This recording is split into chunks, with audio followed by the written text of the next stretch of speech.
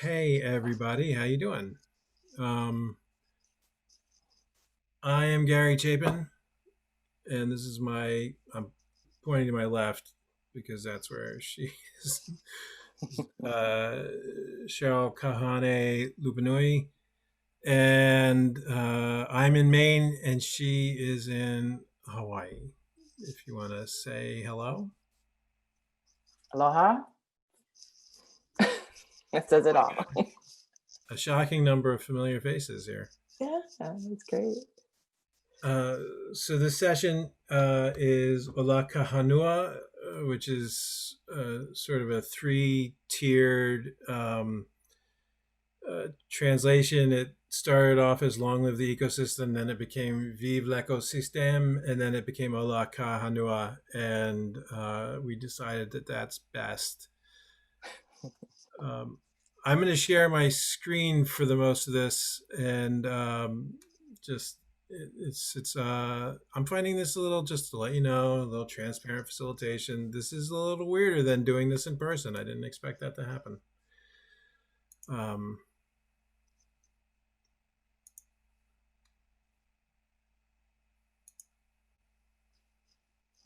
so, uh,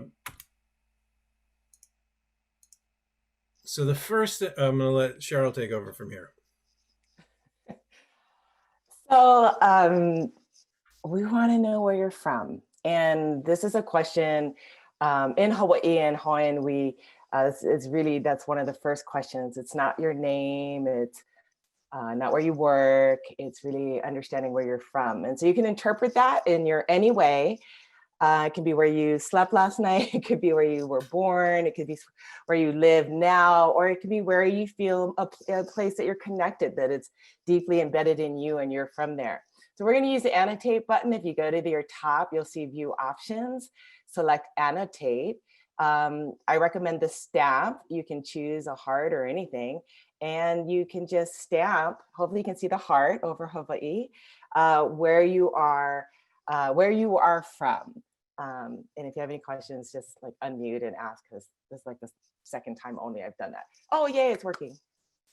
So let's get a sense of where we all are from. Oh, we've got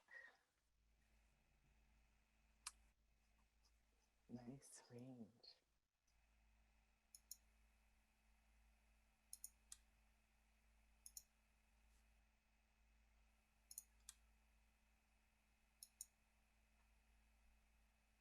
I love it. After seeing so many COVID maps, I really love seeing this map with all the hearts on it. So thank you. Makes me feel much better. Awesome. So we asked this question right up front. In Hawaii, we really bring aina, which can mean land, but not only land, it's that which feeds us. And so that's why it's always important to bring the name or the names of the places that we're from first and center. And so we understand where we're all coming from in this context. Okay, next. Oh, did we get everybody? Oh, we're getting everybody. Thank you. Oh, I like that. I should leave them Okay, up. I'll clear it. I'll clear this. Well, I kind of like the hearts. I was just going to leave them there. Go ahead, Karen. So we have a poll set up for you. If Alexis would trigger that. Oh, yes. And so we asked this next question of you, which is not who's in the room, but who is in the ground.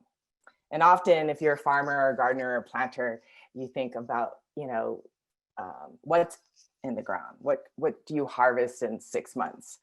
But we like to ask who is in the ground, the remembrance of the relationship that we have to all living and growing things, inanimate and animate. So you can choose any of these selections, and it's just understanding the context or the perspective, the lenses that you bring into our space today, into this ecosystem.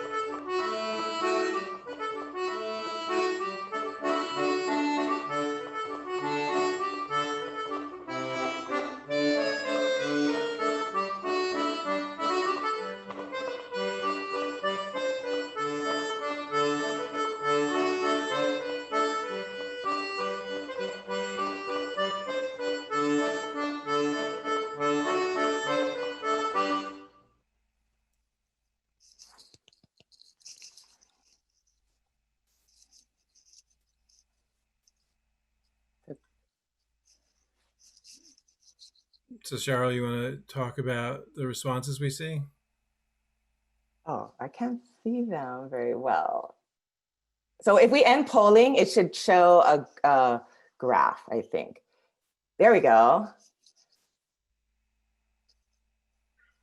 Um, well, I'd like you to share about our video because I don't know if everybody realizes that you're the master artist and musician, Oh. and maybe bring So that into the room as we look at the poll. the the video was made at a summit that after with the Ha summit with the Hawaii DOE that we did in July. We were invited to go on an excursion where we are. A lot of what we're talking about is being aware of your ecosystem and where you are. So I decided to make this video with this 1 minute 36-second piece of music, and just to really explore where I am through the just looking at it through different perspectives. So you have all of these little, I mean, you could think of them as camera tricks, but there's also different ways of looking at things. There's, the black and white and the old camera thing, and it's really just metaphorically, it's about looking at where you are through many different lenses, and it's actually just right outside my door and across the street. The video actually starts in my yard, and so the questions that they ask you in Hawaii are around where are you and how is your weather, and these are all things that are real. I mean, I am here, but they're also about who you are at the same time. So we do this video. The video was really just to have something to allow the time to unfold while you're doing the poll, and but it's like which you are you bringing, which of the camera angles or effects are you bringing? Are you bringing your preacher lens, which is sort of, if that would be me, that would be important to me?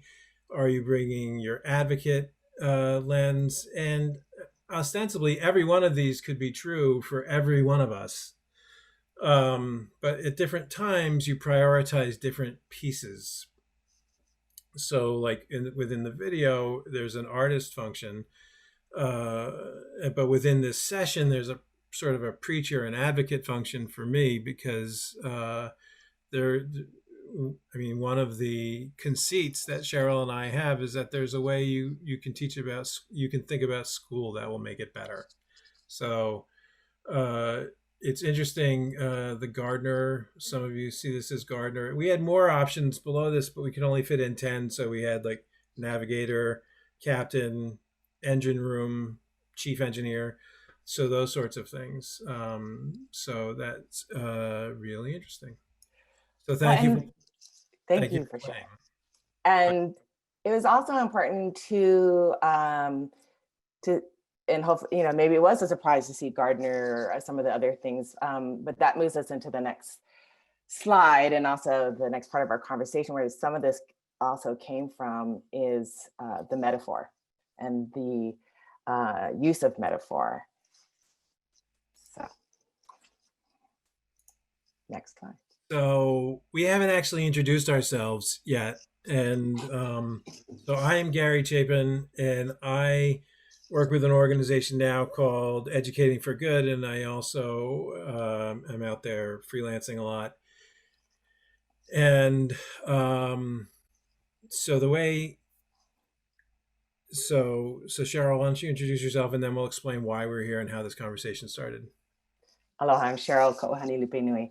My journey started when I was on the Board of Education, and then I became a public school advocate, though my background is nonprofit, for-profit, and social entrepreneurship. Currently, for the last 3 years, I've moved islands from Oahu to Hawaii Island, and I'm now the CEO and president of the Kohala Center. And I have been in education since the year 2000, when I started teaching freshman social studies, and I did that for 10 years. And then I worked for the Maine Department of Education. And then I started working for the Center for Collaborative Education. And that's really when this work started in earnest for me.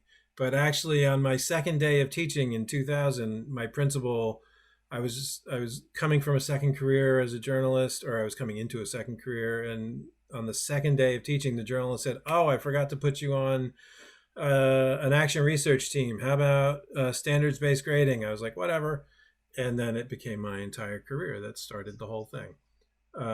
So the conversation that we're having now is about the metaphor that you use when you think of education. Metaphors are super important. They allow you to conceptualize different possibilities. If you see education as a machine or a factory, then different things are possible than if you see education as healing, or education as an organism, or education as a prison. These are like all different metaphors that have been applied to education. And education as an ecosystem is coming up a lot. I mean, it probably is rooted in education as a garden. If you think of kindergarten, that's a pretty obvious manifestation of education as a garden. But now this idea that education is an ecosystem. So, gosh, about 2 years ago, I just noticed that this came out. This piece that's on the screen now came out in September of 2019, back when the world was young, and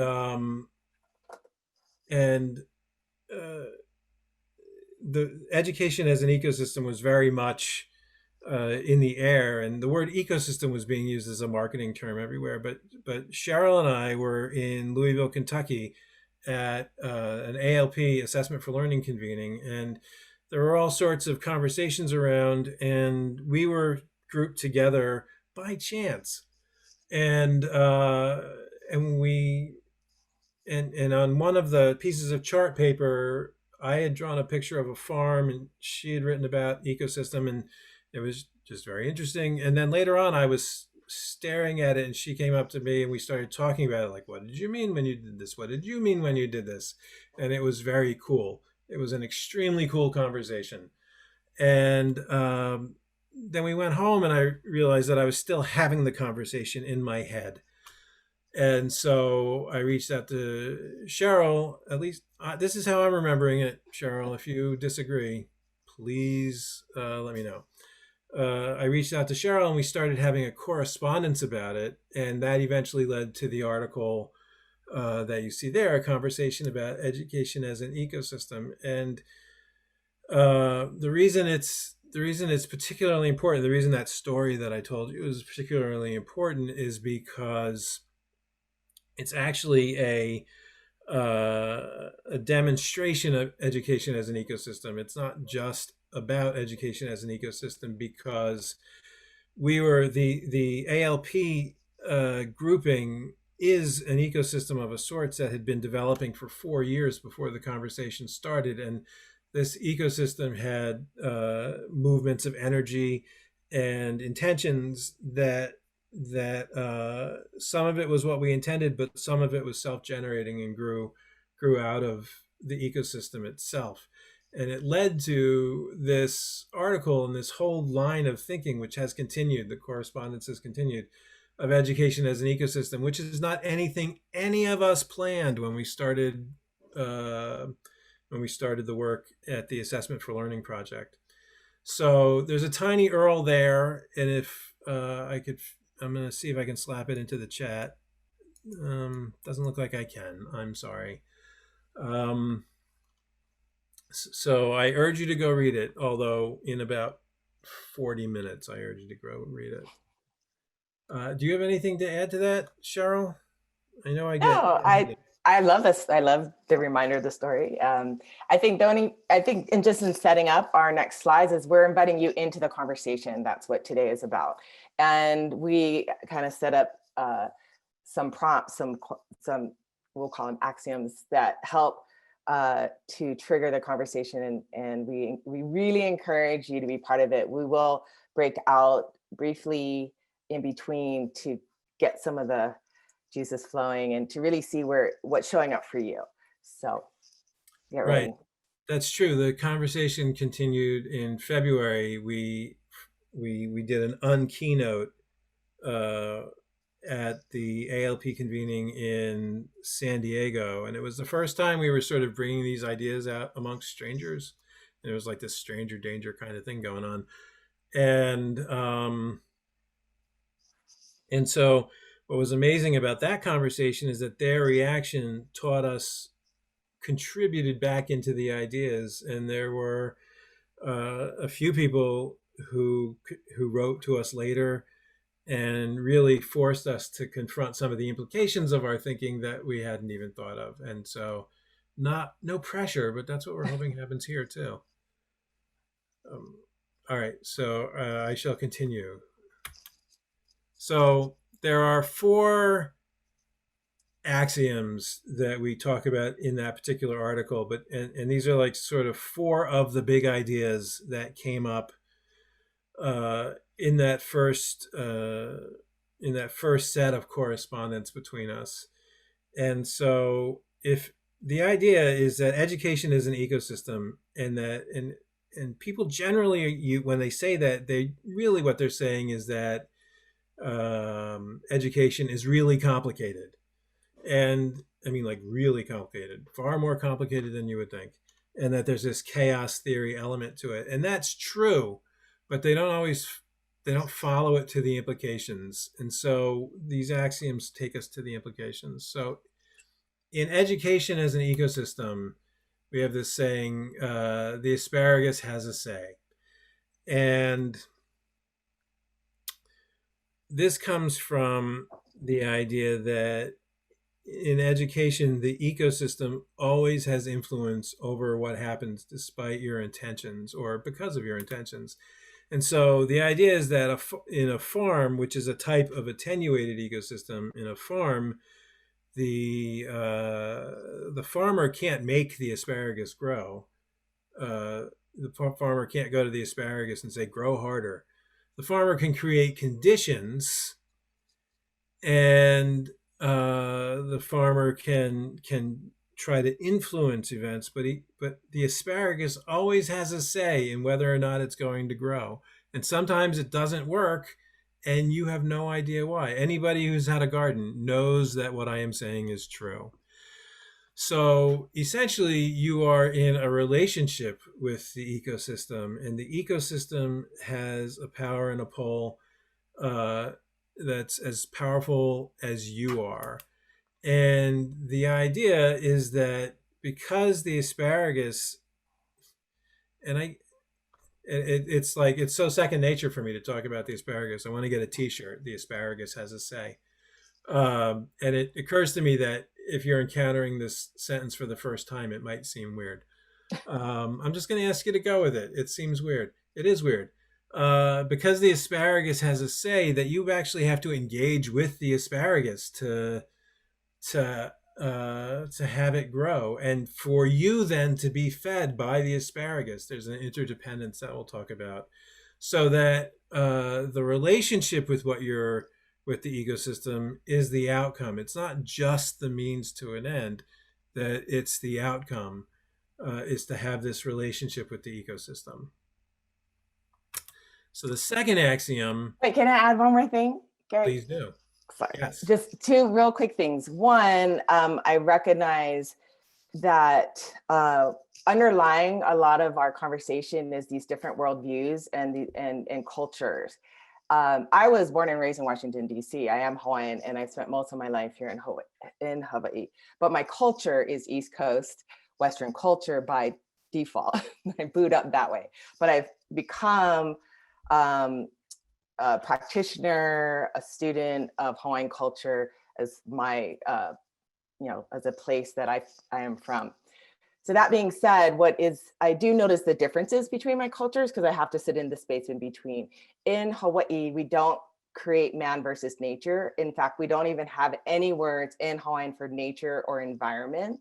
And so I just bring that up so that I offer that perspective of all this interdependence hence this important part about the relationships. And so that those asparagus are brothers and sisters or grandmothers and grandfathers. So it is a different worldview, and it does change the conversation when you don't get to use word nature or environment if you were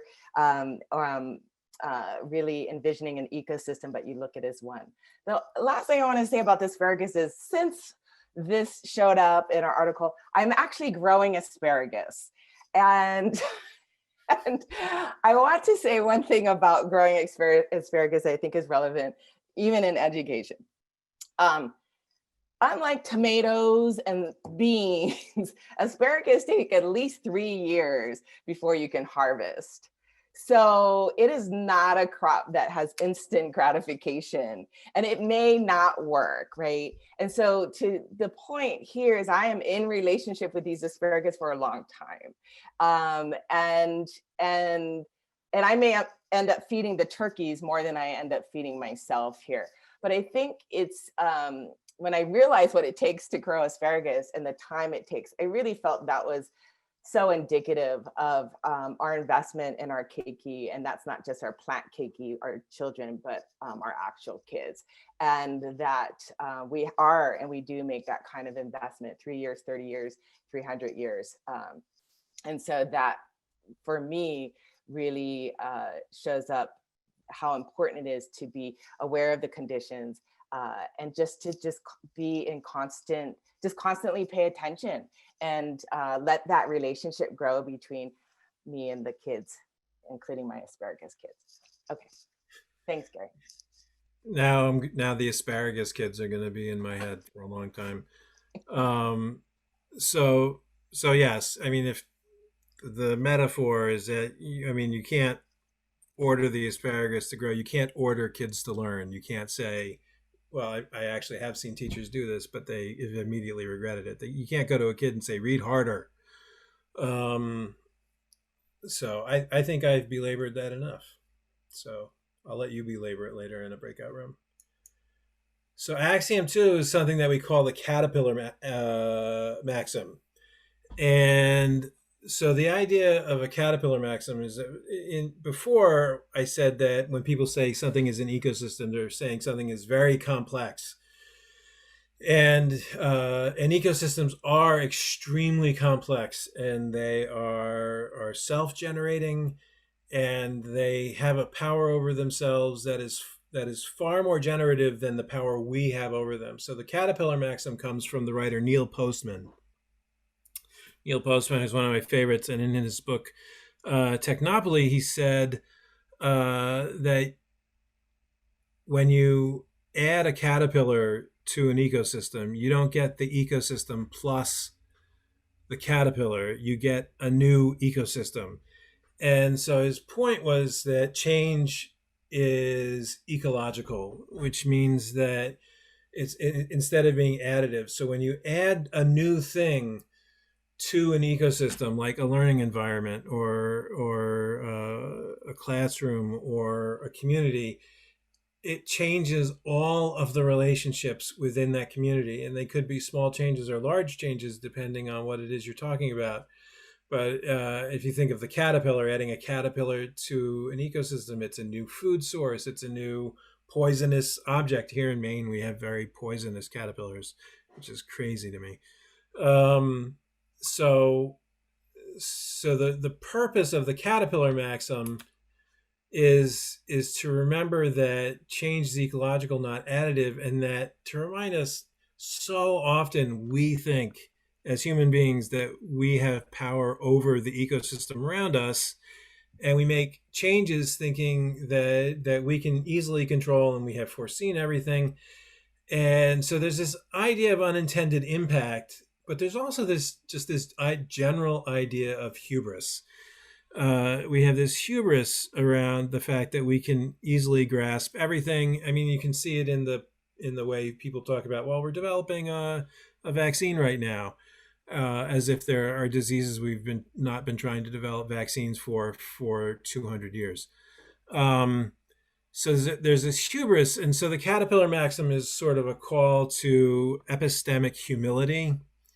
and recognizing that the ecosystem is far more complex than you think it is, and assuming that you can control it is almost always an error. So, oh my gosh, now we're going to go into breakout rooms, and then you'll get the last two axioms. So you have that to look forward to.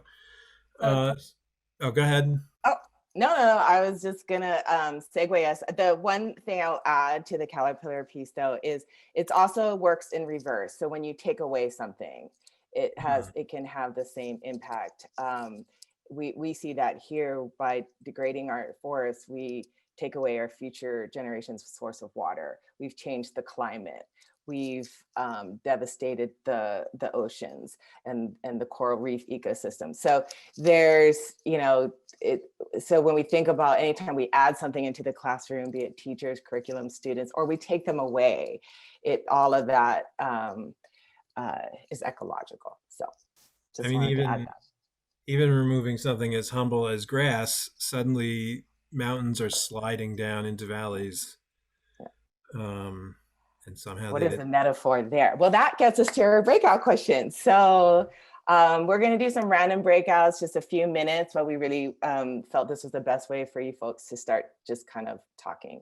And so we want to understand, how do you see these metaphors, these ideas playing out in your world, in your learning environments, and tying this back to education. Um, we're not going to join you in the breakout, so when you come back, we'll just ask for a few folks. It's up to you, but it would be great to get you to hear from each other before we present the final two axioms. And when you get into the breakout room, you'll have 6 minutes, and just briefly introduce yourselves, and then at least start speaking in alphabetical order, just to get over that whole, who's going to speak first awkwardness. Okay, here you go. See you in 6.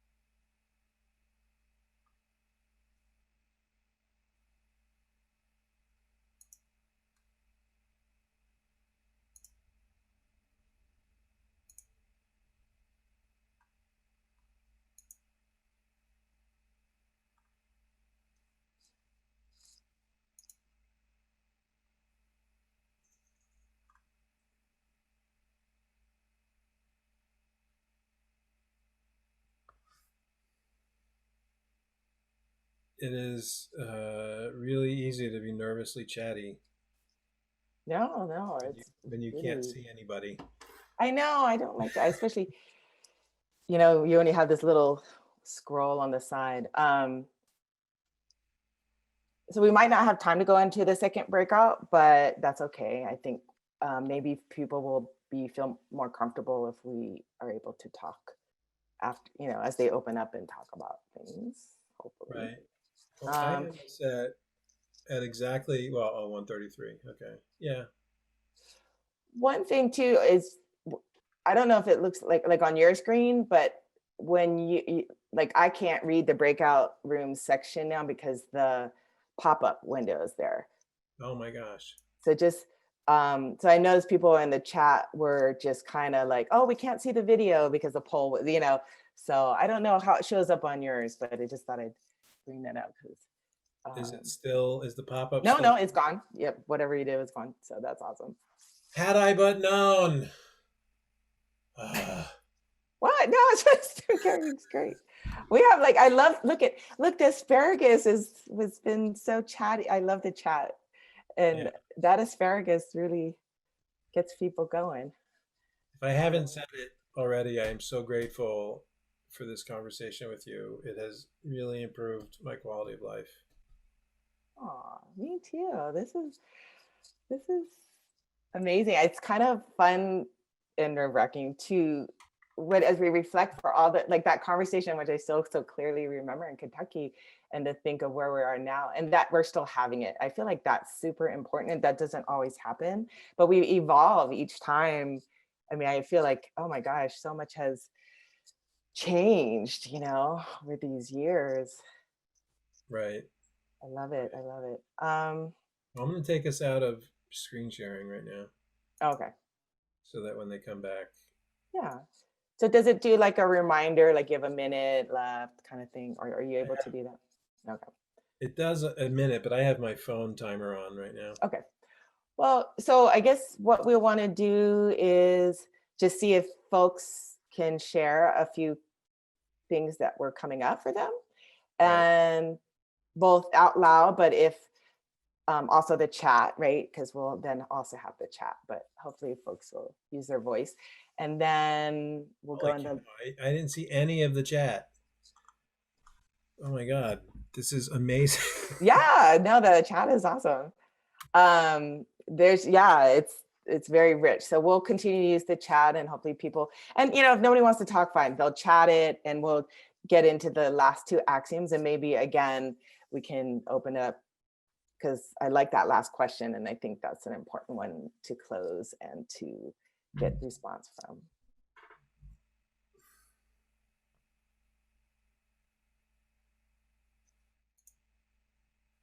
It's really weird not to have like any. Oh, could you move the poll over a bit so we can see the video? God damn it. I didn't even see that.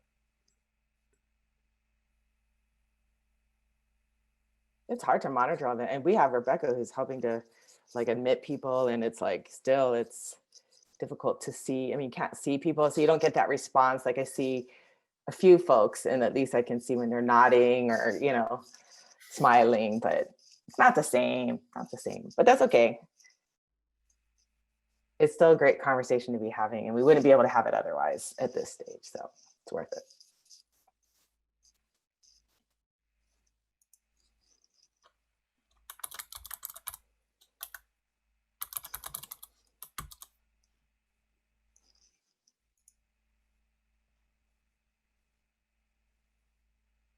Asparagus is the perfect metaphor for student agency. I love it.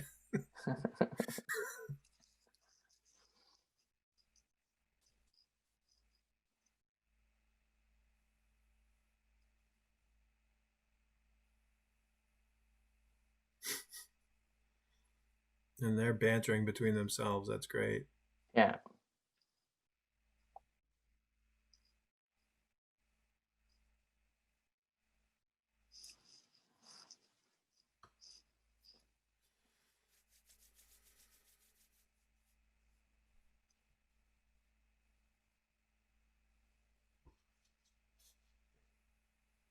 So I'm going to close the rooms, which will give a minute. Sounds good.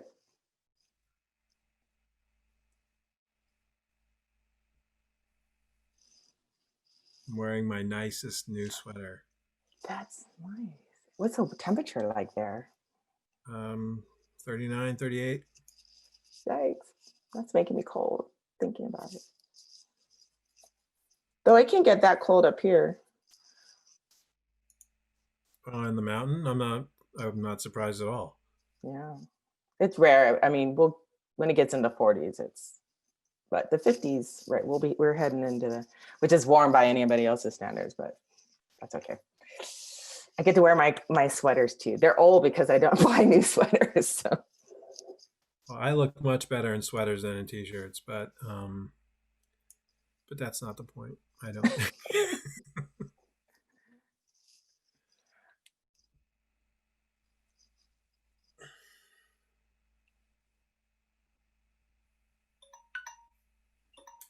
Wow. Oh, welcome back. I love when we teleport back. So I'm sure that probably was not enough time, but that's okay. Again, you can, from our story, just the start of the conversation, the planting of the seeds, we hope that continues. So we do want to have you bring your voice to the conversation. And so we'd like to, if anybody feels bold enough to unmute and share a few thoughts, but we love the chat. The chat is like blowing up some really great conversation. So if you're one to sit in the back room and rather chat some thoughts, please throw them in the chat. But does anybody, just before we finish up with the last two axioms and our last closing prompt, who would like to share something from their breakout room? Unmute, raise your hand, come on. I'll go. I was just going to say that so Diana LeBeau, nice to meet you all. Or see you again, Gary. Hi. So the conversation in my group, it was interesting hearing different people's thoughts on the metaphors, but it came up talking a little bit about Reggio Emilia schools, and which originated in Italy. And one of the people in my group was talking a little bit about how in those schools, students really are involved in really building the school, shaping the curriculum, moving the direction of the way that the school goes forward. And I was like, oh my gosh, I have something to say about this. I used to be an administrator in attempting Reggio Emilia school in the US, and not quite the same as in Italy, perhaps, but some of that was there. And just really thinking about what a school like that would have to say to this conversation about the asparagus, about the ecosystem changing and who's shaping it. So. Thank you, Diana. One thing I just thought about after we left our breakout too is one thing we suffer from in California public high schools, which are broken in my opinion, is the concept of having like pockets of innovation or silos of innovation, where you have these amazing teachers who are doing these amazing programs all by themselves, and it never really changes the ecosystem of the school. It's just kind of this fringe thing where people acknowledge that it's a great little program, but it never filters down to everyone else. So just kind of struggling with that a little bit. That's really interesting too, Matt, because it takes me back to, we call in Hawaii that a kipuka.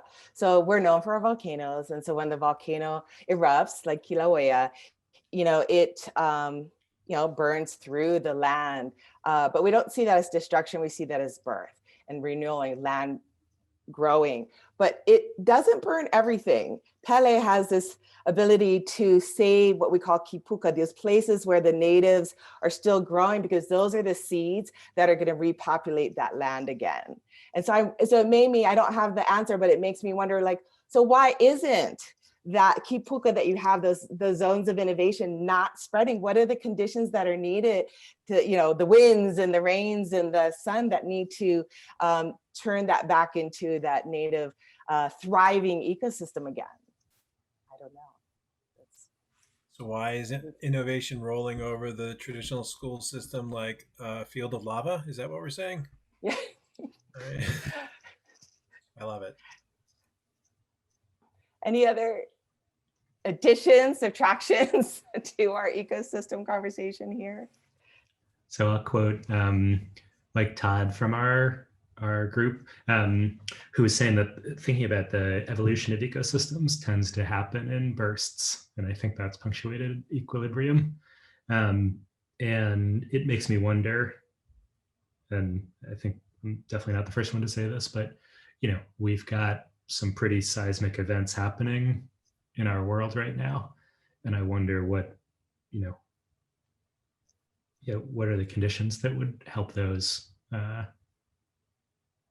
help our ecosystem evolve in some more fundamental ways.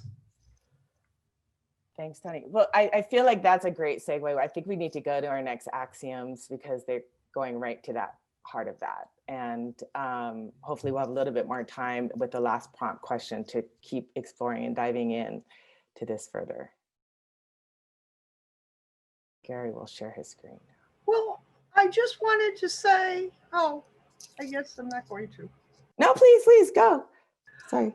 I was just going to say, I didn't know we were going to do this, or I would have gotten my camera hooked up. But one of the reasons it's hard to change is because most people who become teachers have gone through the analytical thinking school system. They don't acknowledge the other ways of thinking or doing, like Format by Bernice McCarthy. And I've even had studies where there's 12 kinds of learners. And so that's the problem. The teachers, the people who become teachers are mostly analytical, and they have a hard time dealing with any other conception of a school. Anyway, that's all I was going to say. Thank you, Savannah. Thank you. All good feed for our next conversation. Well, it is true. The people who tend to become teachers are people who do well in school, but but there are other things going on. So let's go to the next three things.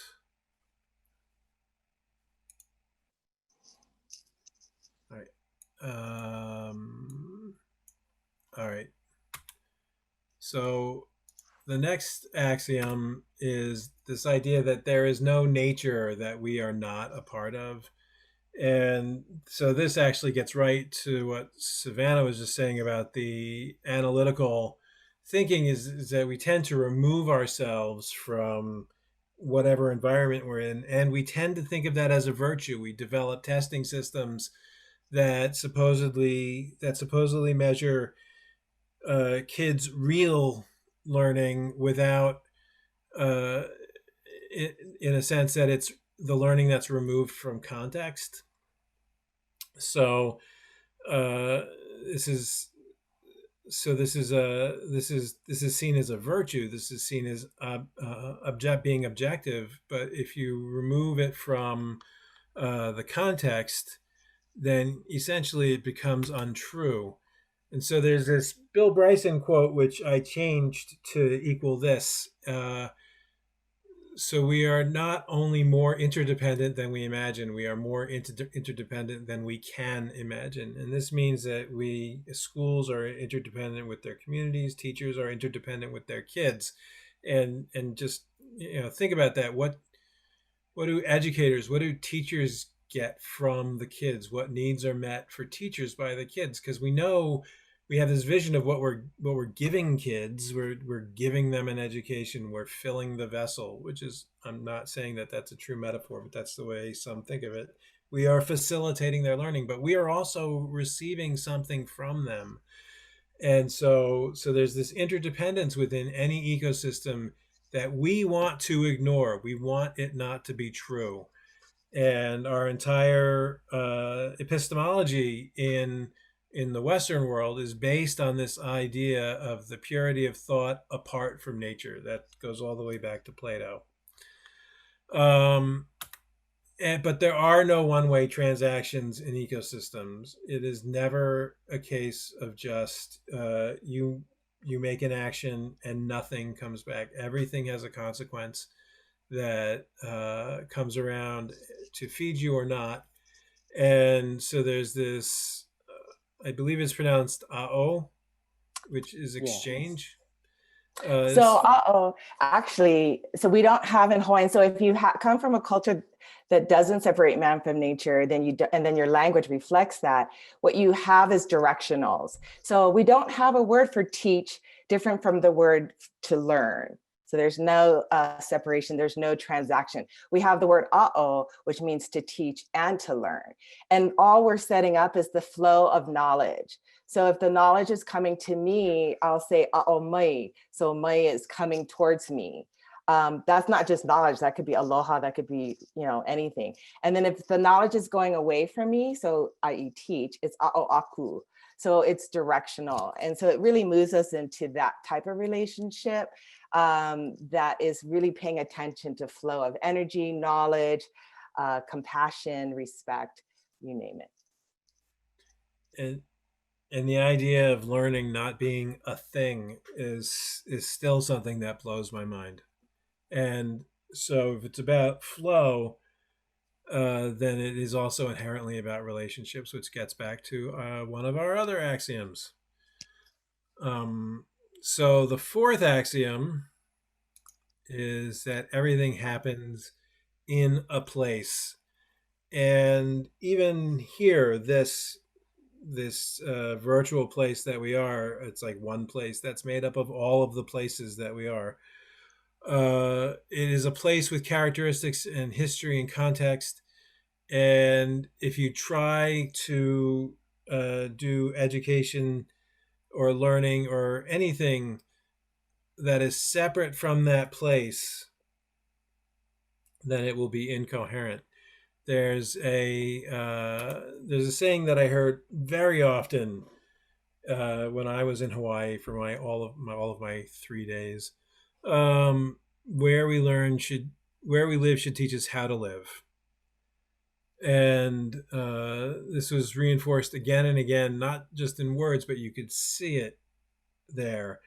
And it was amazing the changes this made in how folks lived in their place. And so we've sort of shifted to where we learn should teach us how to learn.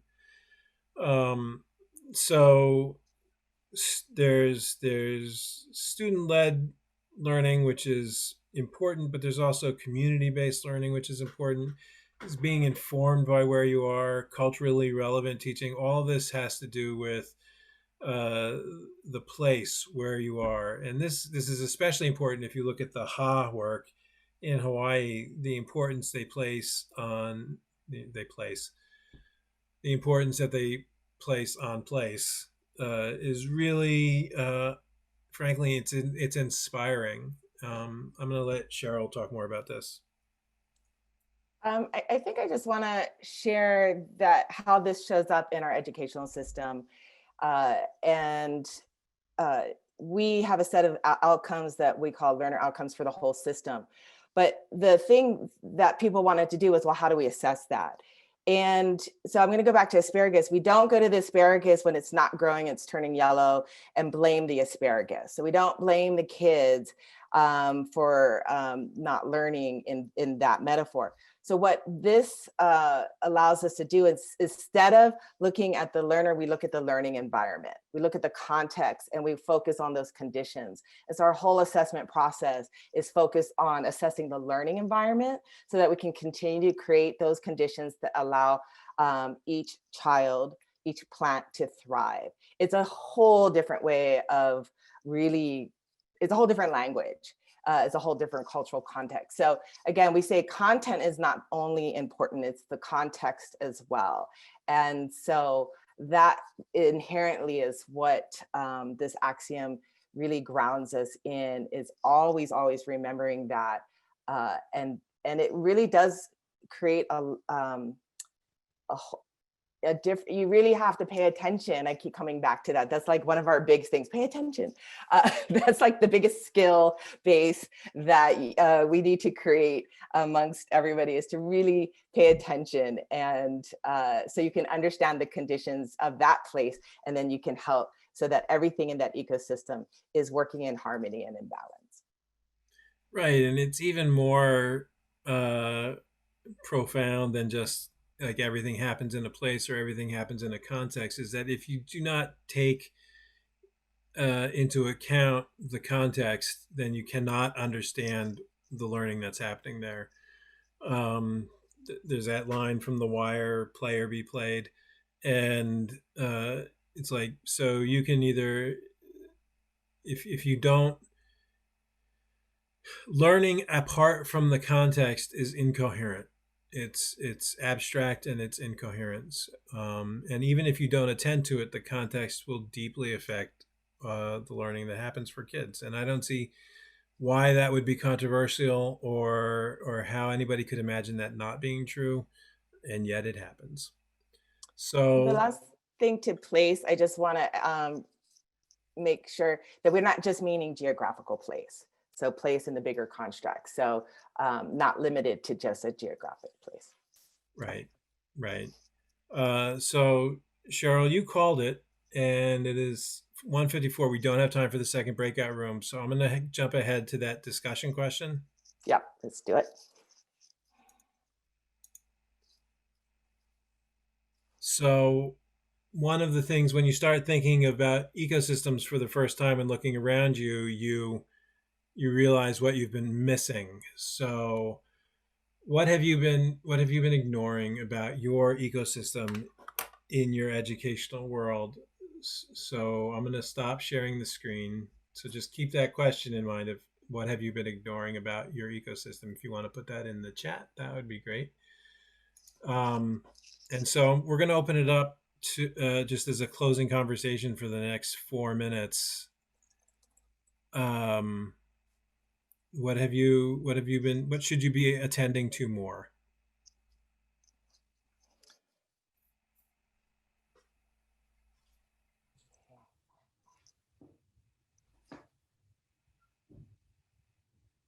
Go ahead, Tony. Don't know how you knew that I had something to say. Gary knows me very well. I was going to say, and recognizing that there's a few people who live in my town on the call, speaking as a parent who's been trying to encourage some things to happen in more student-centered ways in our schools, the ones that my kids go to. I have this sort of mental model about how things should happen, and it's like a pretty linear process.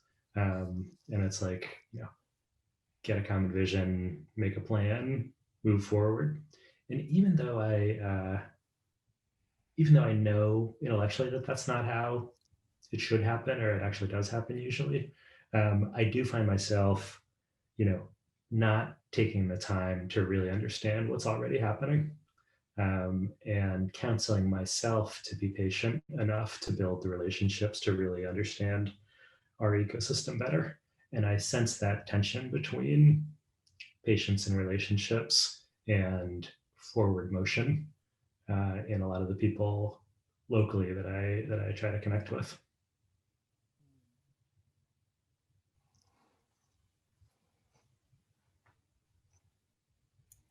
Right, I forget who said fear is the mind killer.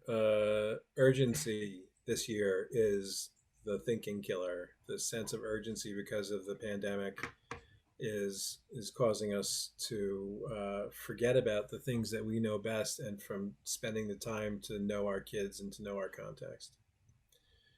Anybody else? You are muted, Alan. We can't hear you. You can't hear us. You had it on.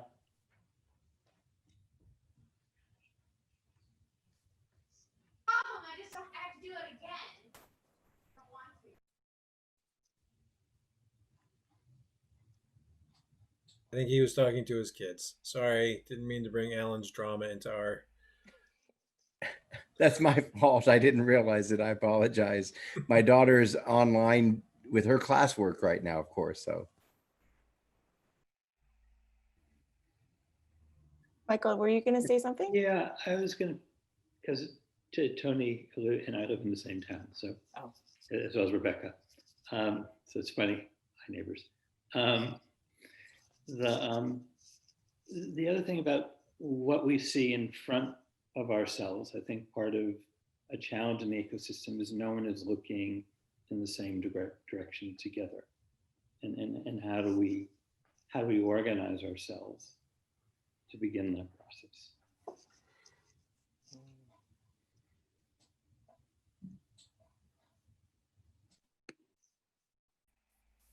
One of the things I was thinking about, Cheryl, when you were talking about the directional aspect of like knowledge and compassion sort of flowing, I tried as a teacher to think about like what I was learning from my students, but like not in a really like deep way around like what sort of I learn and get out of the profession, and some like really meaningful reflection. So for me, I think that's probably my next step, is to really do that.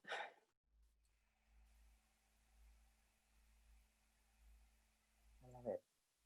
We, even in a nonprofit business environment, we have these same struggles.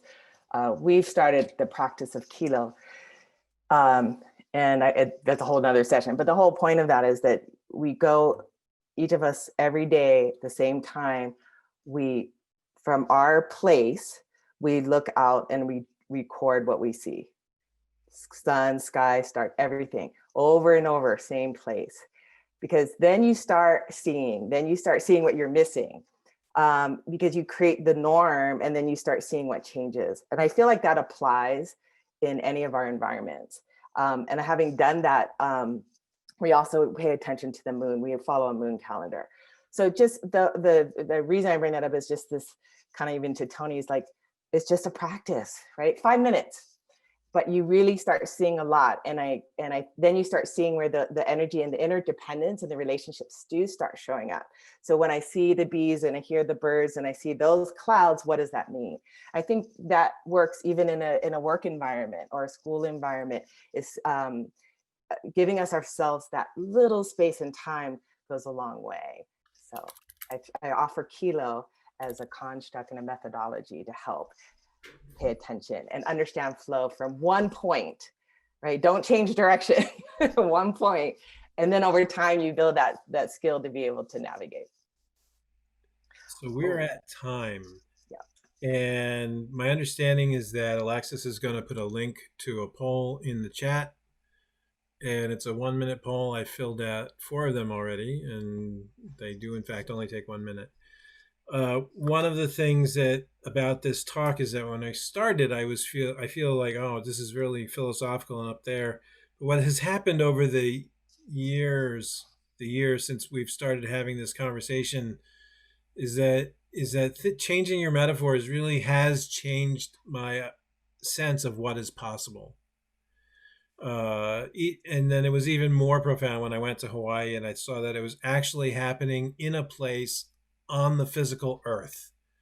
There was a place where it was working. That was so hopeful to me. This New England way of being in the world, which I love, but it was just it was so important to see another way. So I really appreciate you all being in this space with us, this sort of philosophical, spiritual, pedagogic place. And so I say thank you, and I'll let Cheryl have the last word. Thank you. Mahalo. It's been a joy to be with you folks. And thank you for advancing our conversation with us. We'll see you again.